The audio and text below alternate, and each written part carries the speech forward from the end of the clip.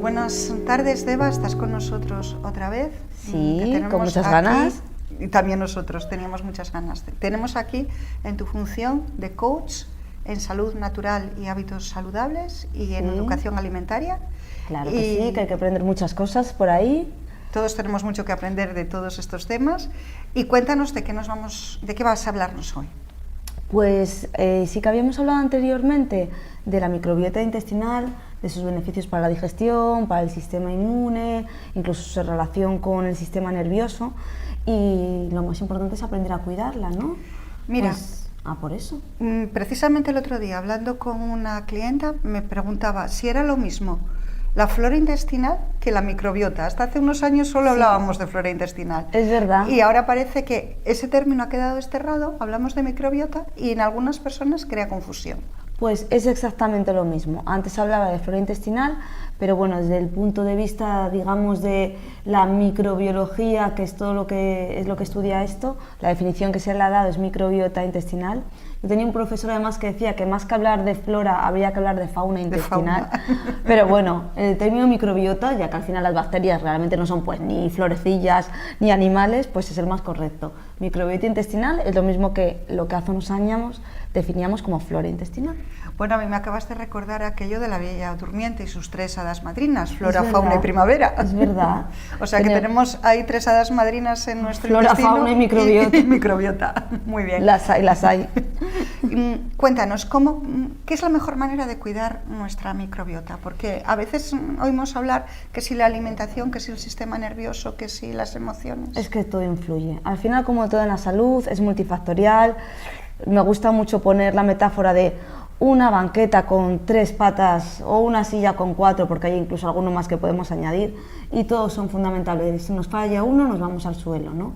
Entonces, para la microbiota intestinal, desde luego es muy importante alimentarla a ella, ¿vale? Yo tenía un profesor que nos decía que eran como mascotas dentro a los que había que alimentar, y para eso las fibras vegetales son fundamentales. Frutas, verduras, hemos hablado también de fibras prebióticas como las que hay en la avena o el centeno, las semillas de lino y las de chía, que se utilizan también para el estreñimiento, de una fibra fermentable que la fermentan las bacterias intestinales para obtener su energía. Nosotros no podemos sacar energía de ellas, pero la microbiota sí. Entonces, todas estas fibras del mundo vegetal, de las semillas, de los frutos secos, son muy, muy importantes. Y lo que estamos viendo hace poco es que hay sustancias con efecto prebiótico en cosas, moléculas que no son fibras. Por ejemplo, el omega 3, que también lo hay en el lino, aceite de lino, nueces, los pescados, tienen una actividad prebiótica que hace que crezcan más bifidobacterias. Lo mismo con antioxidantes como los del cacao, los del té verde, los polifenoles de los frutos del bosque, pues los arándanos, las frambuesas, también tienen una actividad prebiótica, que antes se pensaba que eran solo las fibras y ahora vemos que hay otras sustancias que también fomentan el crecimiento de bacterias protectoras en nuestro intestino, y por tanto esa parte es muy fundamental. Pero claro, hay más que la alimentación. Entonces, como alimentación, todos estos tips que nos has dado, ¿qué más hacemos? ¿Qué más podemos hacer por no dañar nuestra microbiota? Porque a veces pensamos en cómo sanarla, pero ¿para qué lavar lo que no está sucio? Quiero decir, ¿cómo podemos evitar que nuestra microbiota se deteriore? Efectivamente. Ahí estamos. Hay cosas que desde luego le hacen daño y hay cosas que a veces son imprescindibles. Hay niños pequeños que si no toman un antibiótico, pues ese bebé pues se moriría, ¿no? Pero los antibióticos dañan mucho la microbiota, por lo tanto, siempre bajo prescripción médica. Hay otros fármacos que son menos conocidos, pero también dañan la microbiota. El antibiótico igual es más intuitivo porque sabemos que elimina bacterias, pues muchos eliminan las buenas y las malas, ¿eh? Y entonces, perdona que te interrumpa, si yo tengo que tomarme un antibiótico ahora que estamos en época de catarros y todas estas cosas, tengo que tomarme un antibiótico porque mi médico considera que es lo oportuno y tomo el antibiótico, ¿cómo puedo ayudar mientras tanto a mi flora intestinal?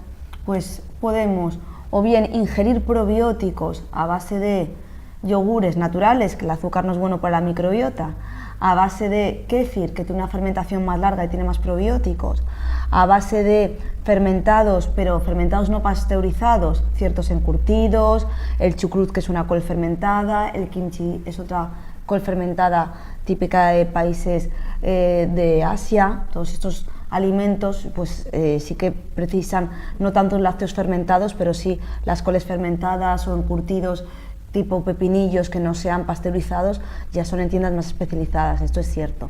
Y luego pues podemos recurrir a nuestro farmacéutico y decirle, oye, antibiótico, el que estoy tomando, ¿qué probiótico hay específico para este antibiótico? Porque hay que tener en cuenta que según qué antibiótico daña unas bacterias u otras y nos interesa más tomar un probiótico u otro. Vale.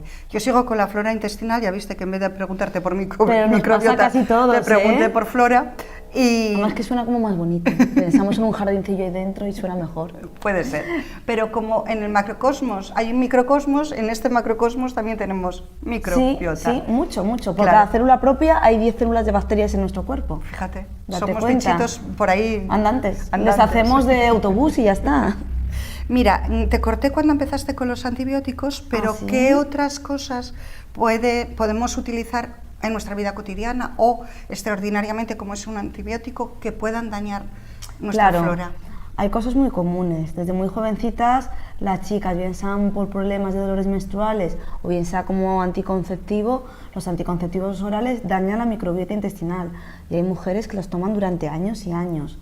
Los antihistamínicos dañan la microbiota intestinal, los antiinflamatorios tienen una acción indirecta, porque como dañan la mucosa digestiva, sabemos que antes cuando se daban sin antiácidos podían incluso causar úlceras, ese daño a la mucosa digestiva que hacen los antiinflamatorios tipo ibuprofeno, naproxeno, todos estos, dañan la microbiota. El omeprazol y toda esta familia, pantoprazol, Nexium y demás, al bajar mucho la acidez del estómago, la acidez está ahí en parte para reducir la cantidad de bacterias negativas que hay. Entonces, si no tenemos ese ácido estomacal porque necesitamos un antiácido pues de manera, digamos, crónica, hay que cuidar especialmente la microbiota. Por lo tanto, volvemos a todos esos alimentos con actividad probiótica, es decir, que contienen bacterias buenas, o incluso tomar periódicamente algún probiótico más concentrado en los comprimidos que nos puedan ofrecer los diferentes suplementos alimentarios. Bien, ¿suplementos alimentarios cómo qué? En este caso hablaríamos de los que concentran bacterias probióticas, bifidobacterias y lactobacillus, o los que concentran fibras prebióticas, especialmente fructanos, inulina, y hay algunos otros, pero bueno, los otros nos pueden dar más gases, entonces normalmente se utilizan más estos porque es verdad que hay algunas fibras prebióticas que dan hinchazón y bueno, pueden ser un poco incómodos, ¿no? Bien, entonces tenemos cómo limpiar, sí, cómo evitar ensuciarnos, sí, y cómo alimentar, sería el otro aspecto sí, que tú dices. En cómo no dañar, habría una derivada que es cómo no fomentar bacterias propias, pero que cuando crecen en exceso ya pues llegan a ser dañinas, ¿vale? Y ahí sí que estaría un poco relacionado con limpiar, digamos, por reducir, que es lo que además viene bien para todo el cuerpo, desde luego reducir azúcares, reducir excesos de hidratos de carbono que no quemamos, porque si no los quemamos, esos almidones de pastas, arroces o pan también dan lugar a un exceso el almidón en el intestino se transforma en glucosas, entonces también favorecen esta flora, hablando mal, pero de manera que no se entienda a todo el mundo, esta flora que es dañina. Las grasas que son tipo grasas artificiales, ¿no? Las que se usan por los ultraprocesados para que unas galletas nos aguanten meses y meses sin enranciarse en el súper, también dañan a la microbiota, y el exceso de carnes rojas y de sal tampoco benefician para nada a la microbiota intestinal. Entonces, si nosotros queremos mantenernos saludables en nuestra vida en general, que entiendo que la microbiota forma parte de un cuerpo sano, es muy fundamental básica, para todo. Muy básica, si no produce residuos que al final pasan a sangre, al hígado, que nos dañan a todos los niveles. Entonces, resúmenos, ¿qué deberíamos hacer para estar con una microbiota fortachona, sana y que no se vea alterado el cuerpo? Comer lo más natural posible. Y dentro de ese comer lo más natural posible, tener más cuidado con las carnes rojas y subir vegetales. Que nos cuesta subir vegetales de hoja verde y demás, las frutas con piel también tienen mucho prebiótico, esas fibras que nos vienen bien. pues obviamente cualquier medicación bajo prescripción médica, no tomarlas a lo loco porque la mayoría de ellas dañan a la microbiota intestinal. Y luego está el punto de que cuando estamos estresados o dormimos poco, se produce un exceso de neurotransmisores que tienen que ver con estrés y de hormonas que tienen que ver con estrés, pues por ejemplo el cortisol como hormona o el ácido glutámico y glutamato que se acumulan en las neuronas como neurotransmisores, y todo esto al final lo que hacen es que dañan también a la microbiota intestinal. En el intestino hay un montón de neuronas, un montón.